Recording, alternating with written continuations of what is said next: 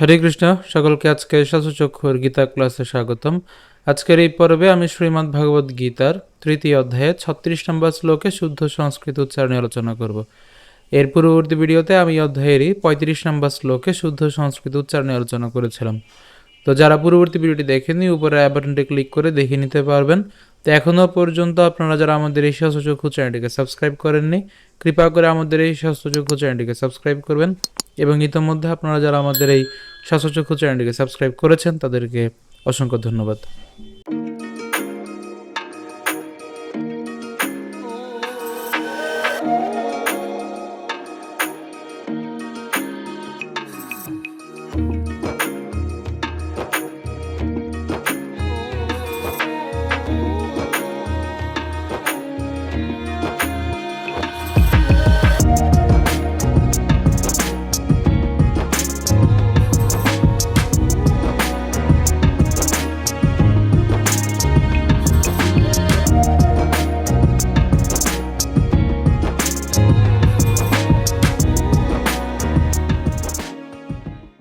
আজকের শ্লোকটি হল অর্জুন উবাচ অথ কেন প্রযুক্ত অয়ং পাপই চরতি পুরুষঃ অনিচ্ছন্নোপি বার্ষ্ণেয় বলাদিব নিয়োজিত।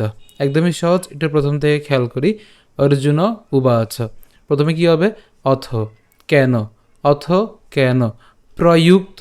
এখানে আমরা কি করলাম? এই যে প্রযুক্ত উচ্চারণ করছি, পয় রফলা যুক্ত, তাহলে এটা যুক্ত উচ্চারণ করলে ইউ, কারণ আমরা জানি যে অন্ত্যস্ত থাকলে তার উচ্চারণটা ইউর মতো হয় বা অন্ত্যেস্তীয় মতো হয়, তাহলে ইউ। এবং এখানে কয় তো রয়েছে যুক্তবর্ণ, তাহলে ইউক।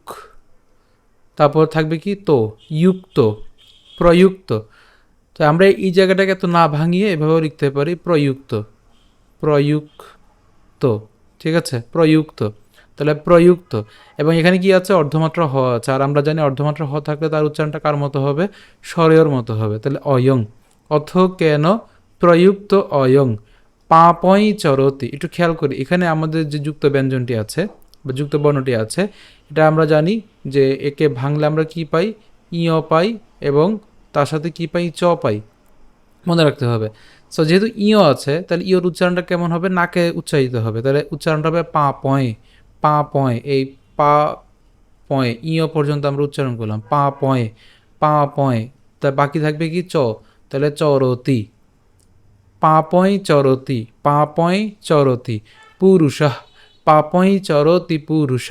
এরপর অনিচ্ছন, এখানে খেয়াল করি চয় ছয়ের সাথে এখানে যে একটা দুইটা দন্তান্ন আছে, একটা দন্তান্ন আমরা উচ্চারণ করব, তাহলে উচ্চারণ যদি করি অনিচ্ছন, অনিচ্ছন। ঠিক আছে, তো এটা আমি চ ছকে ভেঙেছি, না ভাঙলেও হবে অনিচ্ছন। এরপর নোপি, অনিচ্ছন নোপি, খেয়াল করতে হবে অনিচ্ছন নোপি। ঠিক আছে, বার্ষ্ণেয়, এখানে খেয়াল করি বার্ষ্ণেয় উচ্চারণটা কেমন? প্রথমে এই যে রেফটা আছে, রেফের উচ্চারণটা কার সাথে উচ্চারণ হবে? ব আকারের পরে উচ্চারিত হবে। তাহলে এখানে বার্ষ যদি উচ্চারণ করতে যাই, ওই রেফের সাথে এখানে আমি প্রথমে হচ্ছে মূর্ধন্যস্বক উচ্চারণ করব, তাহলে বার্ষ। এই যে বার্ষ, একে যদি আর একটু ভাঙি তাহলে উচ্চারণটা হবে এভাবে বার্ষ। তো দরকার নেই এত ভাঙানোর, আমরা এভাবে উচ্চারণ করছি বার্ষ, হসন্ত। ঠিক আছে, এবং এই যে এখানে যুক্ত বর্ণটি আছে, এখানে যুক্ত বর্ণটিকে আমরা জানি যে ভাঙলে কি পাই? মূর্ধন্য স এবং হচ্ছে মূর্ধন্য পাই। যেমন হচ্ছে কৃষ্ণ, কৃষ্ণর ক্ষেত্রে কিন্তু আমরা এটি লিখে থাকি। সো মূর্ধন্য স যুক্ত দন্তান্ন, সো বার্ষ। এবং এই দন্তান্নর সাথে কে যাবে? এখানের এ কারটা উচ্চারিত হবে, তাহলে বার্ষ্ণেয়, বার্ষ্ণেয়। অনিচ্ছন্নপি বার্ষ্ণেয় বলাদিব নিয়োজিত। পরের অংশটা একদমই সহজ। ঠিক আছে, তাহলে আমি আবার যদি প্রথম থেকে বলি উচ্চারণ কেমন হবে?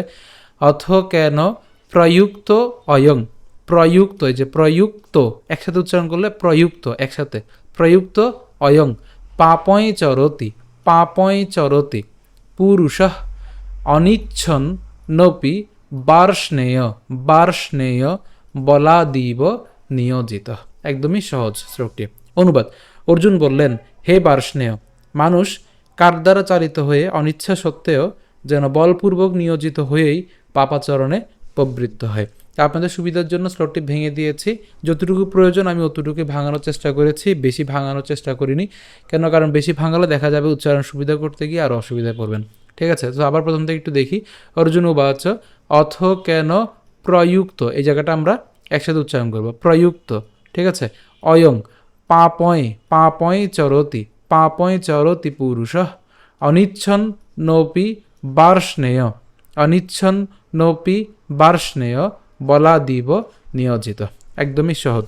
ঠিক আছে, তা আমরা যদি সুর করে পাঠ করি তাহলে কেমন হবে? অর্জুন ইউবাচ অথ কেন প্রযুক্তয়ং পাপৈ চরতি পুরুষঃ অনিচ্ছন্নপি বার্ষ্ণেয় বলাদিব নিয়োজিতঃ। অর্জুন ইউবাচ অথ কেন প্রযুক্তয়ং পাপৈ চরতি পুরুষঃ অনিচ্ছন্নপি বার্ষ্ণেয় বলাদিব নিয়োজিতঃ। তো আজকে ভিডিও পর্যন্তই। যদি ভিডিওটি ভালো লেগে থাকে অবশ্যই আমাদের এই ভিডিওটিকে লাইক, বেশি বেশি করে কমেন্ট এবং শেয়ার করবেন।